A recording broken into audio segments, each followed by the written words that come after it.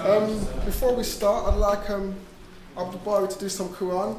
Before I go there, we've got no fire drills planned, so if it goes off, that's the exit, or through the front door, and the fire assembly point is out there in the park.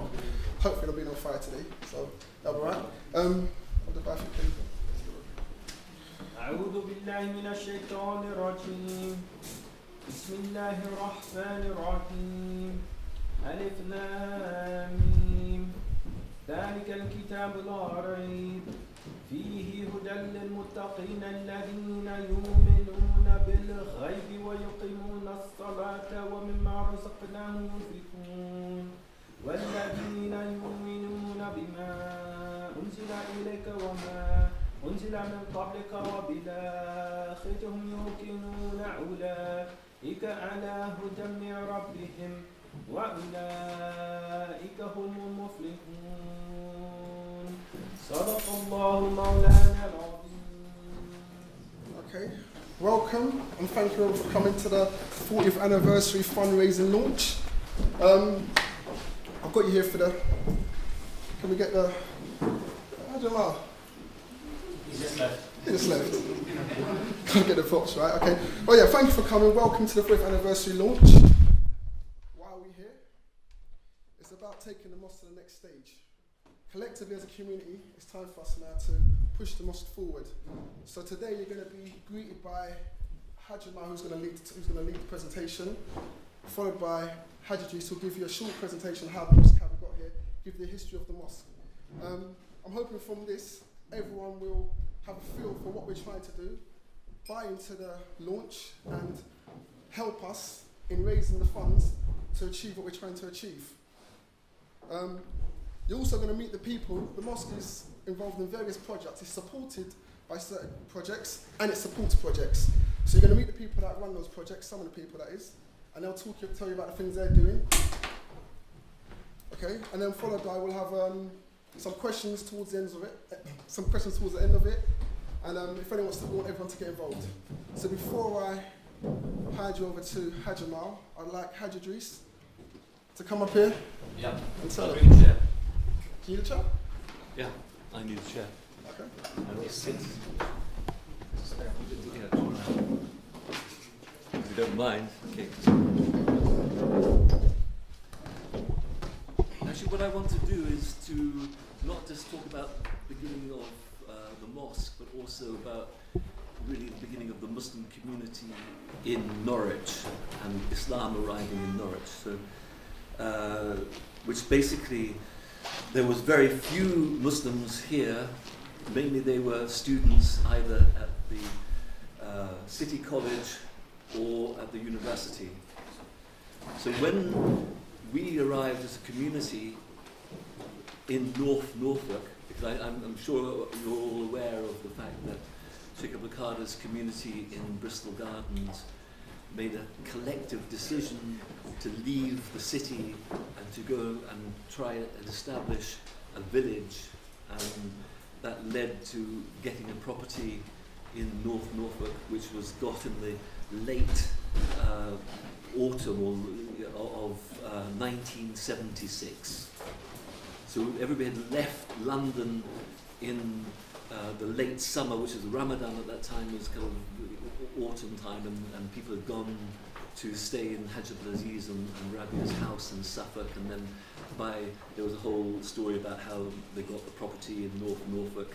So when we arrived in North Norfolk, then people wanted to do a Jummah and came to Norwich and found that the only Jummah that was being done in the city college, and it had been organised by a group of Malaysian students who many of you may well know. There was Shams al-Haq, there was Wan Isni, there was Umar Azmun came before. He was and amongst those Malaysian students was Khairuddin, the father of many of the boys that you know, and the ex-husband of Susan. So he was there amongst that group of Malaysians, and but among there wasn't really a satisfactory place to have a Juma, but we met a man who actually, Hajj Razak subsequently had quite a lot to do with, a man called Francois Reynolds, who was attached to a suburb, and he heard that there was a Muslim community and that we were looking for a place to pray, and he knew about the building next door, what is now the mosque, which had been up till shortly before that time a discotheque. I mean, it had originally, as you know, it was the schoolroom for a church, which was in the car park. So where the car park now, there was a church that was demolished, I think shortly after the war. I always understood that it was had been bombed, but I think that wasn't. But anyway, it was knocked down, and the building that is now the mosque was the schoolroom, and then it became disused, and it was used in the 1960s as a discotheque, and then had become abandoned again. And this man, Francois Reynolds, he knew the people that were renting it, and he basically was the intermediary by which we got that building to rent as a mosque, and we started to pray the Jummah there. And amongst the people that came, there was a lot of Libyans who were all studying to be aircraft mechanics, but they were doing an English course in the Bell School, and they had a teacher called Joe McDermott, and they brought Joe along with them to the mosque. And as you may know, then Joe became Sidi Mustafa, who was a very integral part of the history of Islam in Norwich. And one of the things which is very important is that the next year, Joe did his, or by that time Sidi Mustafa, he did his English course in the university. And he got there, and he found there was nowhere for the Muslims to pray. So he went and got the prayer room for the Muslims in the university. So the university prayer room is from Sidi Mustafa. And there's always been the connection to the Libyans in Norwich from the very beginning, because they were amongst the first people who came to pray in the mosque. And we had that mosque which we were renting, and then Hajj al-Aziz met a man in London, and there's a whole story which I haven't got the preciseness of it, so I won't tell my garbled version. But anyway, he met Mr. Adam, Sheikh Adil Adam, who was from an Egyptian family originally, but was settled in Saudi Arabia and was very well connected to the Saudi royal family, had a very big construction company, and anyway, it turned out that his mother had recently passed away, and that she had left a amount of money to build a mosque. So he had this money of his mother's that she had said build a mosque. But when he heard that there was a mosque that could be bought, he thought that that would be a fitting use of his mother's money, and so he bought the mosque that we had been renting, and his mother was called Ihsan, so Ihsan Mosque is named after the mother of Sheikh Adil Adam, who he passed away about 10 years ago. But out of interest, his son, who lives in Medina, because Mr. Adam lived in Medina, but his son also lives in Medina, and he, Abdul Razak, Hajj Abdul Razak Redpath, is living with him and staying with him, and there's a whole lot of connections there that people may not be aware of. One which is that Ahmed Adam is married to the daughter of Sheikh Alawi al-Maliki. People might have heard of the great Sheikh who was in Mecca, who really was well renowned. So Ahmed Adam is married to the daughter of Sheikh Alawi al-Maliki. But interestingly, that in the process of Mr. Adam deciding that he wanted to do this thing, he phoned up, because he had Norwich, and he realized, yes, I know somebody who's in Norwich, which was Hajja Khairiyya al-Zahawi. Hajja Khairiyya was a very well-known female scholar originally from Iraq, from a very scholarly family, and her father was well-known, was basically a friend of Sheikh Mohammed ibn Habib. So when Sheikh Mohammed Habib went to Hajj, he would stay in the house of Hajja Khairiyya's father. I can't remember, was it Zahawi? And when he was, because as you may know, that Sheikh Mohammed ibn Habib passed away on his way to Hajj, and he was going to be staying in the house of Hajja Khairiyya's father, and she remembers that they were expecting him, and that he died on the way. So when Mr. Adam phoned up Hajja Khairiyya, who we didn't even know was in Norwich at that time, she said, yes, this is a very good idea. So she kind of gave her push to it, and subsequently she became a very important teacher to the women in Norwich, particularly to Hajja Rabia and to my wife Hajja Mansour. Many of the women, they got a very intense grounding in the deen from Hajja Khairiyya, who was quite a personality. I don't know if people have heard anything about her, but she was a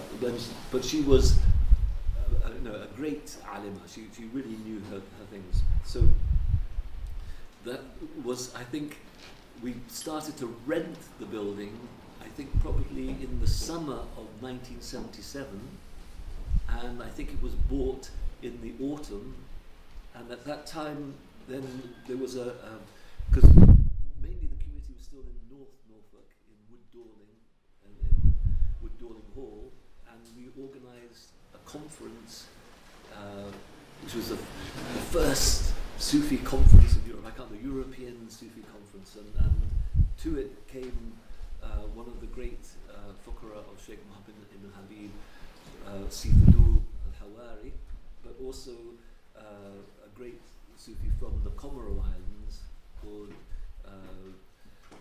Sayyid Omar Abdallah. So Omar Abdallah, who actually, if you if you track these things, he's so well known and so connected, and so he was the ambassador plenipotentiary, which means that he was a roaming ambassador for the Comoro Islands. Wherever he went, he was the ambassador, and he was a great man. So amongst the first people that gave a khutbah in the mosque was Sayyid Omar Abdallah, and how much time have I got to? Is that enough? Okay. Frank, there's no any questions? Now's the time to ask any questions regarding the history and how we're here now. No? I think it's important that there was the Norwich Muslim community was really launched by the Ihsan Mosque, and that all the elements that you see in it, including the kind of the Bangladeshis that now have their separate mosque, and the mosque that's now in Durham Road, and the mosque in the university, all came from that kind of first gathering.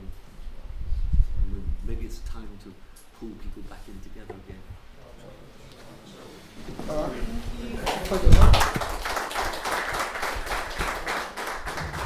Okay, now Hajj Mal's going to come up and talk to you about the fundraising, what we're trying to raise for, and give you a bit more details about the project we've got in hand. Hajj? No, outside.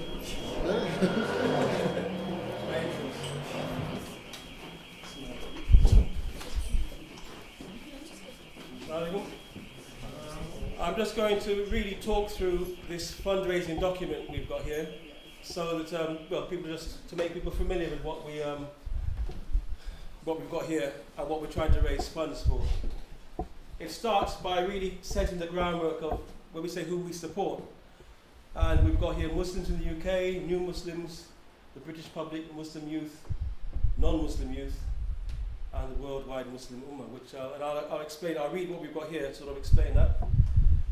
It says, new Muslim families in the UK. For many Muslims living in the villages, towns and cities across the UK, the Ihsan Mosque continues to be the main place they contact and visit in order to connect with other Muslims, learn the deen and celebrate the Eids. And this is true that we do get a wide set of people who come in, sometimes only once every few months, but they consider this to be their mosque. And they're on the website, and this is where they get their information from. So a bit like Norwich in general, there are people who come into Norwich from 30, 40, 50 miles away. They may only come in once a year, but they consider Norwich their city. And similarly, we have people across the country who really view this as their mosque, even though they don't get here. So don't underestimate the impact we have. Even in terms of the beginning of Ramadan and so on, there are people across the UK calling us to find out when to start fasting. The ordinary men and women of Britain, really, because whenever we go onto the TV or the radio, the presenters, and the researchers always are happy that we speak to them. They feel that they say that we present a really genuine face of Islam. We don't cloak it in, I would say, nationalist terms. We sort of speak the language of the people. So it's quite important that we continue to develop our face of being the face of Islam for many people, and explain that we have clear solutions for many of the problems, which is what people want to hear. Where people need to know that we have answers for the financial crisis, for social injustice, for crime, for all these things. So it's important that we keep in the limelight. For the young British Muslims, again, we've seen many Muslims, the whole thing of people going to Syria and the ISIS, and by Allah, we've not had that from amongst us. Allah keep it so. But it means we have to keep presenting a sane face of the deen. We have to keep presenting people what the real picture of the deen is. But also, I think from today, we also need to step up more. We need to give the young people more to get into. We have to show show an exciting face of the deen. And yes, although it's not that we can't just be happy that people haven't gone to ISIS from here, we have to step it up. But the truth is, we are the counterbalance to that. And similarly, the non-Muslim youth, all youth face the same problem. All our children, the young people in Britain, they all face the same problems. They've all got the same influences. So what we offer to our children is relevant to them as well. And we do find that when people bring the young friends in, they do come to the deen. So inshallah, we have to keep that up. And also, as you said, some of the things we do here, people who live in what we call Muslim countries, they look to here, they're inspired by what success we have here. So, if they come here and see us here, they get so inspired that we could have this gathering in a non-Muslim country. And many of the projects that we hear about later that we do, we always get feedback and people wanting to know more and to join up and so on from what you call traditional Muslim countries, because it inspires them. Because often where they are, the deen is lost. So for them, the fact that the deen is just going downhill in those countries and it's basically all but lost, they see this as a renewal and it inspires them. So it's to be aware of these things when we talk about the importance of the Ihsan Mosque, to be aware that that's how people often see us. The fundraising aims that we have for the next few years are two. What we call it capital expenditure, which means bricks and mortar, buildings and so on, and revenue, the sort of day-to-day expenses that we have, the electricity and any wages and things like that. So I'll break them down. So it's two types of expenditure: capital, buildings, and revenue, which is ongoing costs.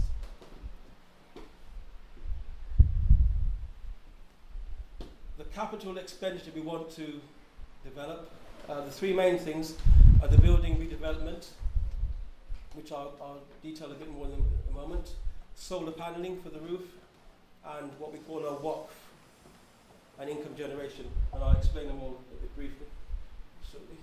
This is just an example of an estimate we had for solar paneling, totaling, what was that, 17,000?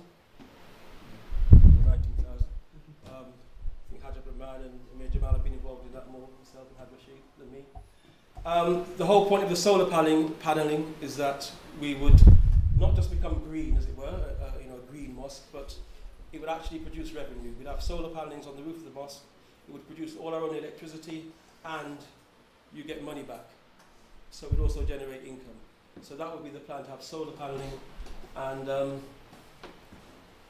well, that's it. So this is one of the quotes we got. It came to about 17,000, and then you'd start making money. I think the payback was it 5 years or something at that time? 7 years. 7 years. So 7 years. So you'd have saved and got that money back in 7 years. So that was the plan, to go solar paneling, and it also makes us independent should something happen to the grid. This is the mosque redevelopment, just to give you an idea. This is not it. This is the mosque. This is the front door of the mosque here, and that's the ladies' area. And that's is that Hajj Farah or someone there? That's the current kitchen and office library we have there. And the woodrow area starts, at the moment it starts back here.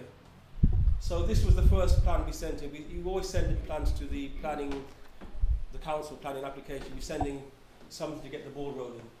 This was an ambitious plan to knock down the woodrow area, build it 4 floors. The top 2 floors would have been some kind of flats generating income. This one, they sent it back and said they don't approve this, but it's ongoing. So we're at least looking to do 2 floors. That's really the main thing we want to get away with. The plan would be to, I won't go into detail, others will talk about the detail of it, but we'll bring the woodrow area forward, have increased toilets, shower facilities, disabled access, all these things. And if people know Kareem Medler, he's been also very instrumental in saying he'll be a sort of guinea pig for helping us get to understand what's needed for disabled access and so on. So the plan would be to extend that, showers, toilets, and also what we call some kind of utility room for not just washing and drying, but also where we could do wash dead bodies, have a funeral service. It's something we get asked about all the time, and there is no Muslim funeral service in Norwich at the moment. So that would be the plan, and upstairs to have some sort of area where it could perhaps open to 2 big rooms that could open to 1 room, so it could be a big function room, teaching, training, exhibitions, something of that nature. That's a sort of general plan at the moment for that, so if we just do 2 floors. So bring the woodrow area forward, and an extra floor, and that would impact on, there may be redevelopment of the kitchen and stairs here, things like that, which we'll talk about.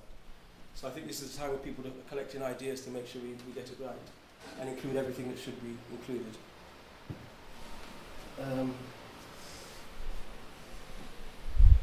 Just to, we talk about this term of a waqf all the time. Sometimes people put on the Qurans and get donated, this is a waqf. That's not what I'm talking about. Here, when we say a waqf, we mean traditionally a property. Someone would hand over a property, a house or orchard, something that generates money, and it would be handed over to the Emir in a sense, to the community. And the money from that would be for something specific. So they might say, this is to fund the madrasa, this is to pay an imam, this is to pay the bills for the mosque. So the end of our fundraising, if you like, after the woodrow area, the solar paneling, we want to get to the point where we can buy some sort of property. So rather than have the flats on top of the mosque, we would just buy a property that's just for that reason, maybe a house, and the sole purpose is that the rent from that house goes towards looking after the mosque. So again, it's trying to make us self-sufficient. And something about investment funds I'll talk about later, as it says there. So that's the capital expenditure, the capital, the bricks and mortar we'd like to raise money for over the next few years. The revenue things, education, exhibitions, social welfare, administration, I'll talk about those. Well, first actually other people talk about them.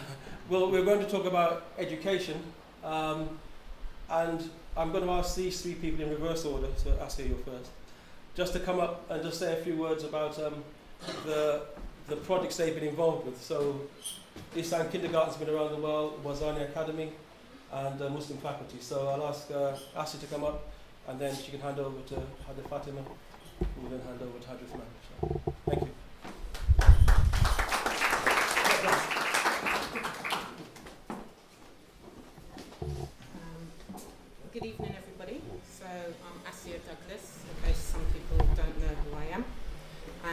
I'm the coordinator of the Ihsan Kindergarten and Summer Project, and basically I'm in a team on just a few dedicated ladies, but we work very hard. We're a voluntary non-profit organisation, and we've been established for over 15 years, and our main focus has always been on families, women and girls as well. Our story, basically how Ihsan Kindergarten and Summer Project began, was that we decided to home educate our children, and we thought that it would be really good to do like a mother and toddlers group, which done very well and went on for quite a few years. And we also wanted to educate our children by taking them to various places of interest in Norfolk. So we decided to do a summer project, and this went on through the summer holidays, which was 6 weeks. Out of the 6 weeks, we've done 4 weeks of taking the children to various trips, various activities, and they really enjoyed it. We were exhausted by the end as mothers, but the children loved it, which was the main thing. So we've done that for 10 years, and that was basically open to lots of families, Muslim and non-Muslim. We had like 30, 40, 50 people sometimes attending the projects, and that went really well. After 10 years, we thought the children are much older then, going on to college and various education. So we decided to slow that down. And the projects that we've been doing now is, we've been doing various projects on health and beauty, training people back into employment and self-employment. They've learnt various training on photography, digital media, interview skills, how to do their curriculum vitae, and also we've done like a first aid course on how to be emergency first aider, which went very well. So we just want to basically continue to do bigger and better things. So that's just like a brief summary of Ihsan Kindergarten and Summer Project.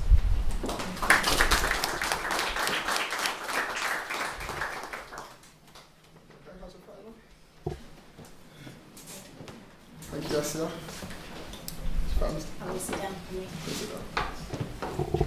Okay, assalamu alaikum.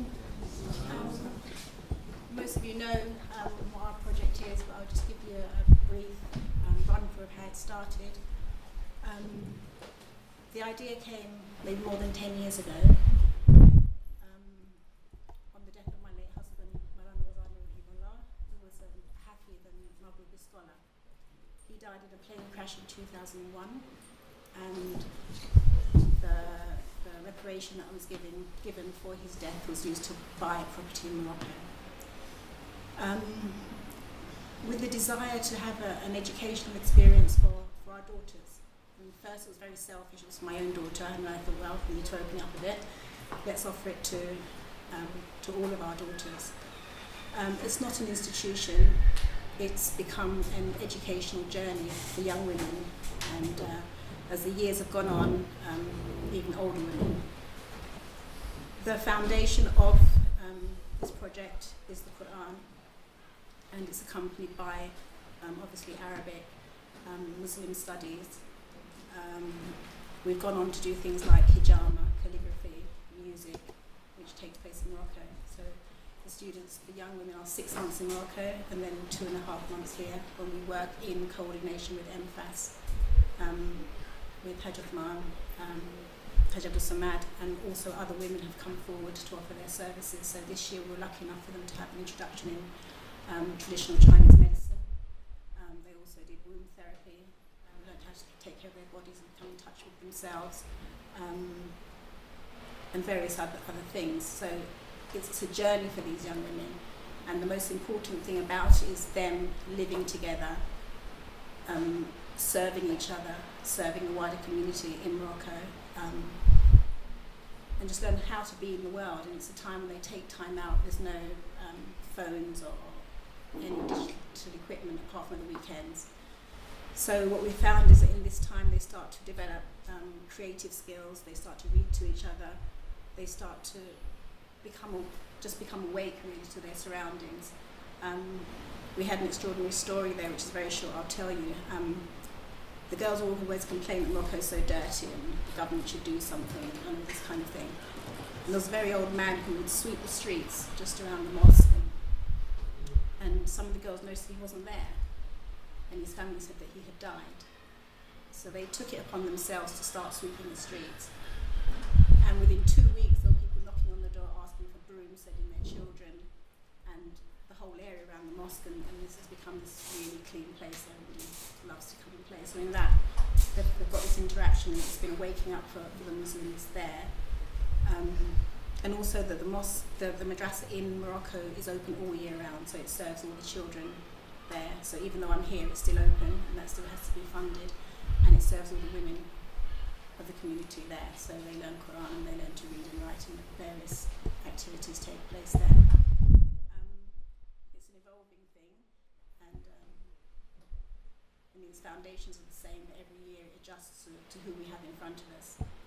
I think the challenges ahead, what I see are going to be, especially here in Norwich, is housing for the students. They're getting increasingly older, which makes it more difficult to house them in family homes, because you can't just chuck them in a room with your daughter, you know. So those are one of the biggest challenges that we have ahead, is like where to put them, because every year it's quite a struggle. How am I going to do the bit in Norwich? How am I going to maintain the bit in Norwich? But it's actually one of it's a very, very important part of the whole thing, because after being kind of in a very closed environment, so how are we going to use this, what we've had in the world? So it's coming out into the world before they go back into their situations, because it's like everything that's very easy when you're contained and everything's in front of you. It's how are you going to use this knowledge and this information when you go out into the world and making decisions about your life in the future. Alhamdulillah, we've had a lot of help and support, du'as and just people coming forward, and we need that to continue. And as always with our projects financially, but by Allah, we've managed so far. And that's it, basically.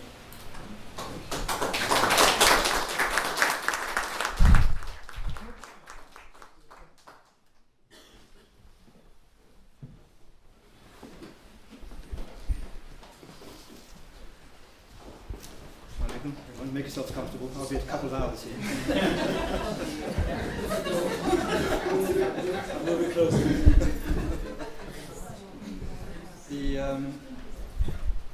Yes, MFAS, Muslim Faculty of Advanced Studies. I know this is probably the biggest mystery of all, as far in terms of all of the things that are here. And although we've been going for a few years, I'm still, people are still not entirely clear as to what the faculty is and what it does and why it exists. Which is a shame, because in terms of why it was established, it's actually been very successful with respect to, firstly, what the main intention behind it was to make sure that the teaching and the work and the legacy of Sheikh al-Qadr, as we've benefited from it, that we're able to, one, continue to benefit from it systematically, but also to share that with people outside of our own community. And we've been extremely successful in doing that. We've made all kinds of contacts, and it's not just a contact, it's to do with that thing that we all realise, that the teaching that we've inherited from Sheikh al-Qadr is very unique and quite special. And we know that there's a danger in that not being shared more widely. And so we often think, well, how do we make contact with all these Muslims, all these people out there, and non-Muslims, who would benefit massively from, sharing these very unique insights and understanding as to how the world and how existence really works. And that's been a frustration for years. And so that was one of our aims. To make sure, firstly, that we ourselves were constantly exposed to this teaching and learning it and rehearsing it and absorbing it, making it real in terms of our own sort of realities. And then making that available to other Muslims and people outside of ourselves, and providing the kinds of forums and opportunities, either as one-off occasions, weekend things, residential things, that we've been doing for some time, and ongoing courses. So there's that. Then one of the other motivations behind the faculty is due to the fact that we've been engaged in various kinds of educational initiatives. Everyone remembers the Norwich Academy, and we probably have certainly have ex-teachers here, and one or two students from the Norwich Academy. And you always get to that point where they get to a certain age where what's going to happen next, and you realise that in fact it's sort of entirely out of our hands, and they go on to do these various things, whether it's going to college, going to university, going to do these other sort of further education courses and things. But we have no option for them in terms of the advanced education that we ourselves have benefited from, that we received at the hands of Sheikh Al-Bukhari. So in a sense, part of the faculty's existence is that is no longer the case, that it cannot any longer be said that there is no possibility, no systematic availability of that teaching for, if you like, let's call them post-16-year-olds. And which is one thing. Then if you like, the post-16-year-olds, those of us who, in fact, have never made very energetic efforts to make sure that we understand what it is that Sheikh Al-Bukhari is trying to convey to us. And, he writes book after book, article after article, and how many of us really make the effort to understand what he's trying to convey to us? Not as many as we'd like to think, and sometimes we kind of imagine that we can just take these things on and take them in sort of osmotically in some way, but in fact it takes a little bit of effort, and making that effort is actually beneficial. It's an opportunity, and what the faculty does is to create opportunities for all of us, whatever age, to have the chance to make that effort to understand what it is that Sheikh Al-Bukhari is trying so hard to convey to us. And it really is worth the effort. And the people who have benefited most, I would say, so far have been those of us who have been working in the faculty to try to make that happen. So I put myself at the top of that list. Hajj Hassan isn't far behind in terms of how he's benefited, and hopefully there are others who would concur. The other reason for the if you like, the motivation behind the faculty is something that Sheikh Al-Bukhari, we know that Sheikh Al-Bukhari has been keen to see happen, which is that something of, let's call it a think tank, develops in the European setting that actually consistently articulates what he has understood to be the meaning of things, politically, philosophically, and so on. And that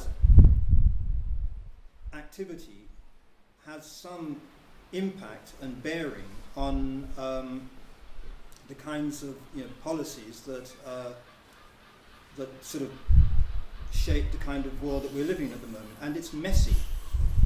It's in dire need of the kind of knowledge and understanding that, in fact, as Muslims we ought to have, and thanks to Sheikh Al-Bukhari we do have.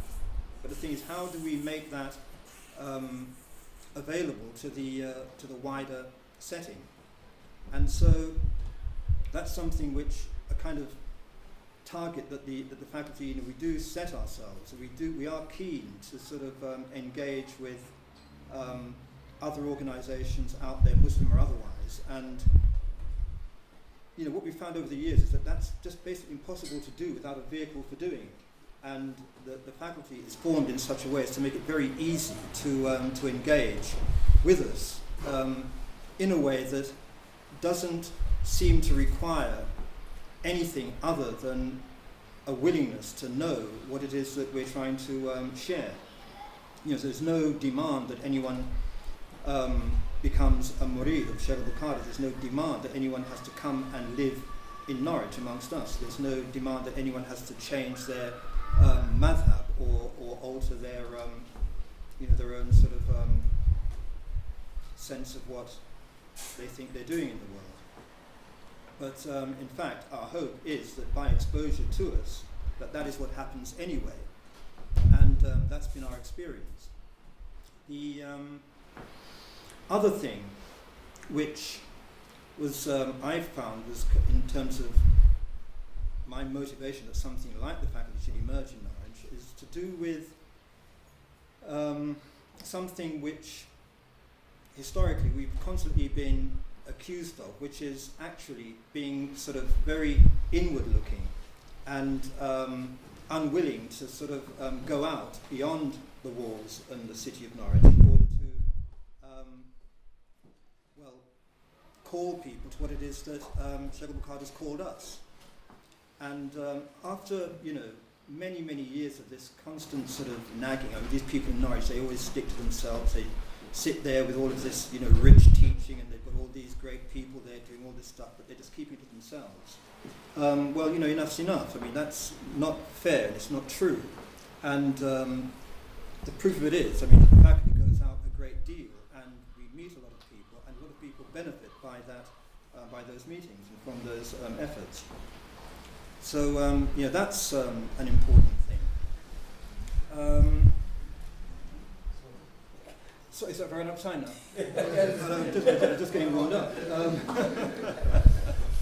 Well, the last thing I'll say then, steady on.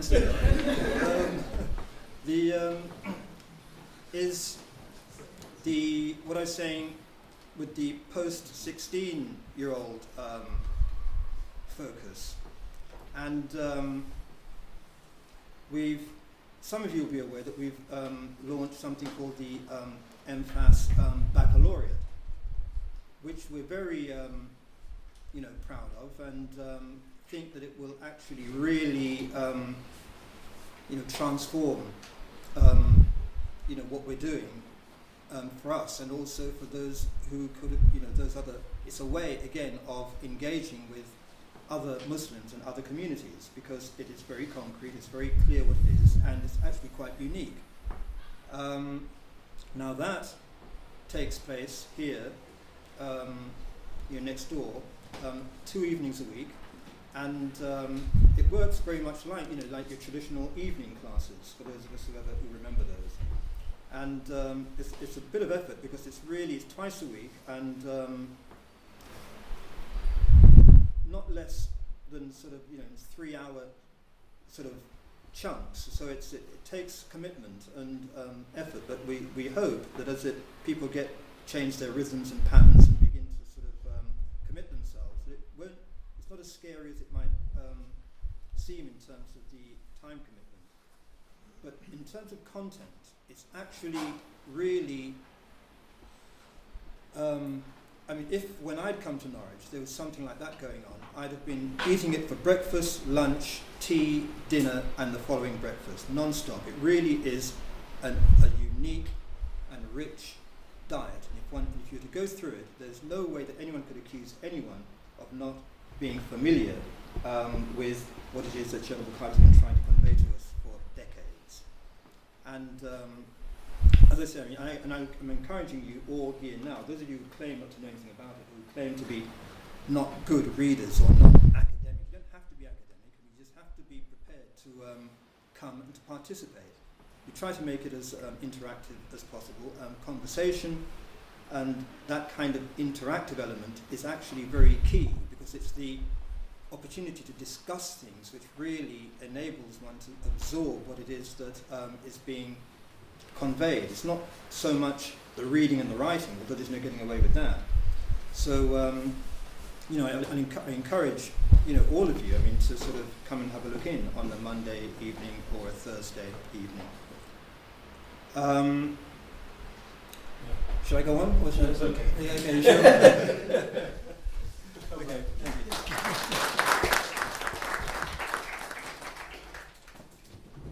So that's a good overview that Norwich has always been seen as a place of teaching. We want obviously to continue, and with our fundraising, it's not that we want to sort of blanket, let's say, fund these things to have their way, but we want to be able to be in a position to at least help these organisations, these activities.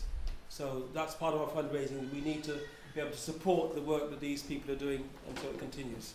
So that's also part of our fundraising effort, is for that to happen. And in terms of sort of outreach, Do you have a class also? yes, okay. I'm it's got no name. I'm running the moment Islamic studies class on Wednesday evenings, 6:30. We call it beginners intermediate level. We're just looking at the basics of Islam, just getting people familiar with, or going over with familiar terms we should know about the Quran and the Sunnah, Hadith, and really it's just an enjoyable class. And as Hadith Imam was saying, it's interactive, and it's just a chance to ask basic questions, talk about things, and just get to grips to things that maybe we should all know.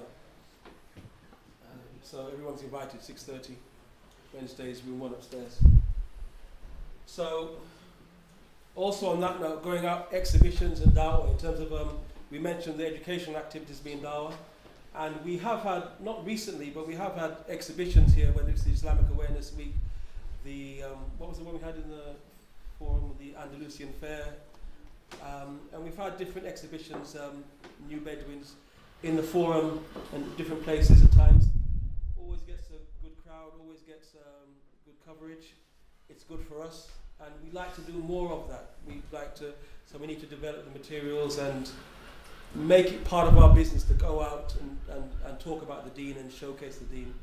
So part of the fundraising is that we build that exhibition, that mobile exhibition, and that we regularly go out and do, those kind of activities.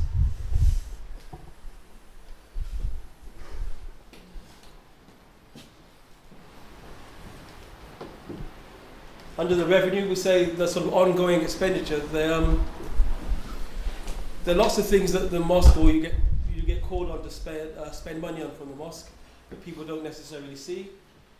Obviously, people know the Ramadan, what goes on in Ramadan, when we do the soup and so on. But we did try during the Islamic Awareness Week, I think last year, to have a sort of soup kitchen, a regular soup for people to come in, and we want to extend that. If you find out that the Christians and people around the city do have they all participate in those external soup kitchen programs, and we think we as Muslims should be involved in that. Not necessarily every day, but we should have some involvement in that. And so we want to develop that. The Sadaqah fund is, it's just the stuff that we get called on. If you're in the mosque, people come every day with stories, and people tell you about this person and that person, and that need help, and we try. Sometimes we'll ask for a collection in the Jummah, and sometimes if there's money in the kitty, we'll just try and help them. So we'd like to build up our Sadaqah fund, our general Sadaqah fund as well, through people's support. And of course, it falls on Amir Jabal to push the Zakat collection. We've tried over the years to really push the collection of Zakat, and it's using gold and silver and so on. And it's a very important pillar of kind of defining who the community is, everything Zakat. And we really need to, as Hadith Man said, if we understand what Sheikh Abakar said, he's always talked about Zakat. And there's a big secret in it. And we shouldn't underestimate that, and we should all get ourselves familiar with how the Zakat should be and what we need to do, and we should make that really the identity of our community, the minimum that we are serious about Zakat. We already talked about the education activities, so I'm going to ask Haj Abdul Rahman to come and talk about community life enterprises. And this, there he is. Haj Abdul Rahman to come up and speak about community life, which is this building here.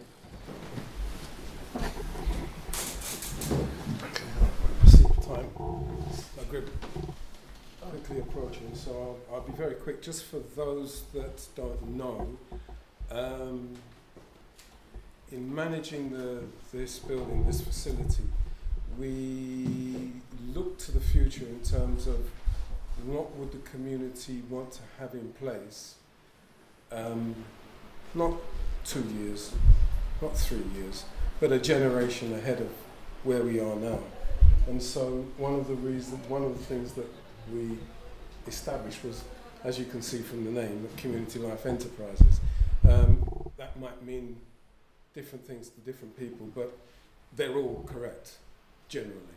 I think anybody that can understand what we've heard everybody talking about, it's about us as people engaging and empowering ourselves, but also, as we've heard many times today, engaging with the wider community in the situation that we find ourselves. But on a day-to-day basis, providing products, services, training ourselves, building ourselves up, giving ourselves the means by which we can provide for ourselves and family. So in a general sense, that was the reason for the organisation. And in a way, it was a placemaker, is that the right word? Yeah, it's kind of a marker for us and the younger people that were coming through from the Norwich Academy in order to try and see if we can be enterprising from the community itself and help and facilitate them and ourselves going forward in terms of providing a living, if I can use those words. So it's early days, really, but this is the first project of Community Life Enterprises, the management of this building. So we've been here now for 3 years, and so the idea is that this is a platform within which you have a diversity of the Muslim faculty, you have the Wazania Academy, and you have counsellors that some are from the community, some people here actually use the facilities and provide services not just to the Muslims but to the wider community, and that provides an income for the building. But it is a place in which the people from the city can actually look and see that we're engaging with them in a different way than they would when they come to the mosque. So if you go outside and talk generally, people see this as part of the mosque. They see it, without the detail. And so it's a way of our dawah, but in a dawah of day-to-day communication, day-to-day engagement, and day-to-day providing services for those who have sometimes quite difficult needs, but also for those who don't have difficult needs but just want the services that we provide. And it generally falls into the well-being idea. And again, what you would think of well-being, we generally provide exercises, training, events, and many of you have been here to have those, attend those events. So really, hopefully, looking forward, we would want to see the young students of MFAS, or just before they got to MFAS, we want to create a zone where we can work together and work on projects that will benefit us by providing products and services to the wider community. I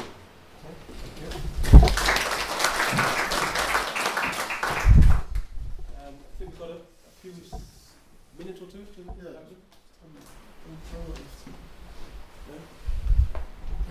Okay, we're going to continue. Then as soon as the prayer time comes, we'll go and do the prayer, and everyone please come back for the last bit. The grand finale.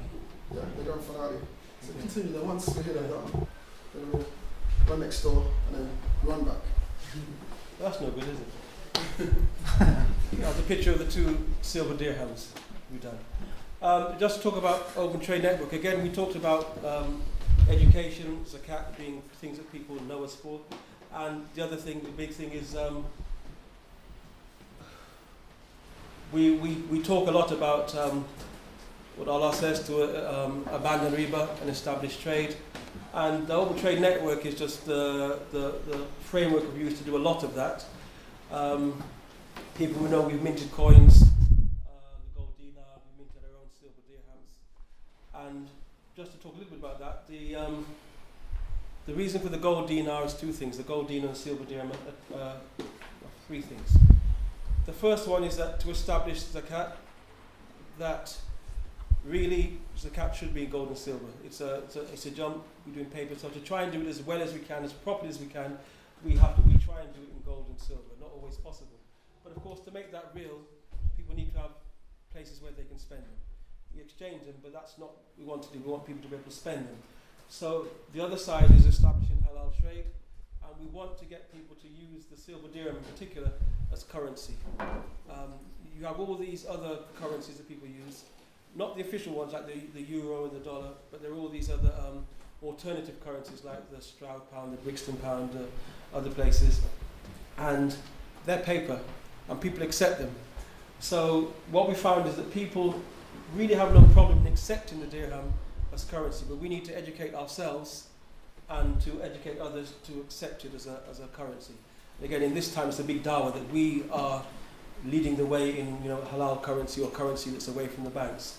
So again, it's something that I'm sure will come up in the MCAS talks and so on, but we need to get to grips with it, understand it. All of us should try our best to understand what that's about, but also we want to offer solutions to the Muslims, to the non-Muslims, in terms of things to do with finance and money.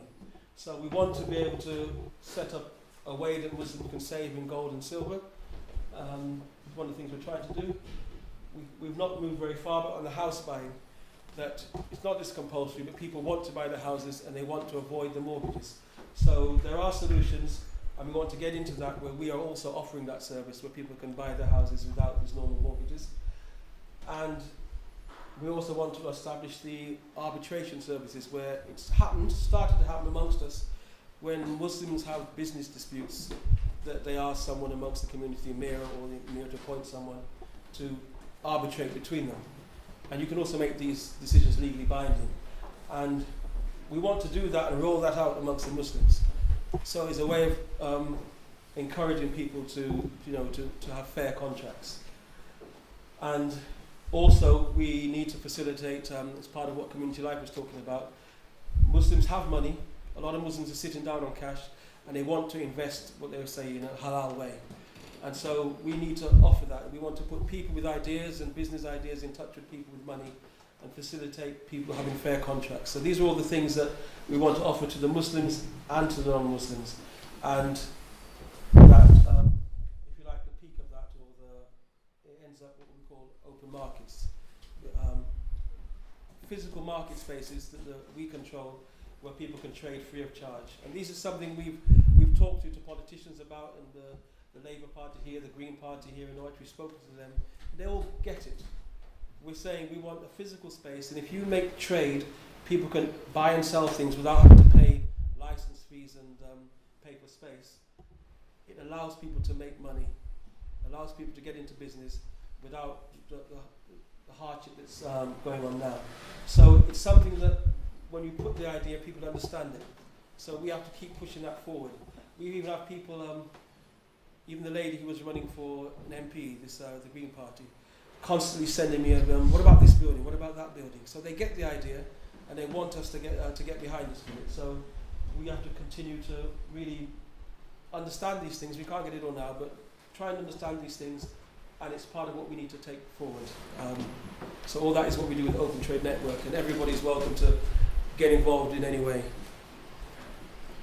I think we'll probably have to wait now for straight after Maghrib, and Yusuf will come up and he'll add to the mix, and then Amir Jamal will finish off with the whole sort of real fundraising campaign, what we're trying to do. So I think we'll break now for Maghrib. And as Amir Jamal said, please come back.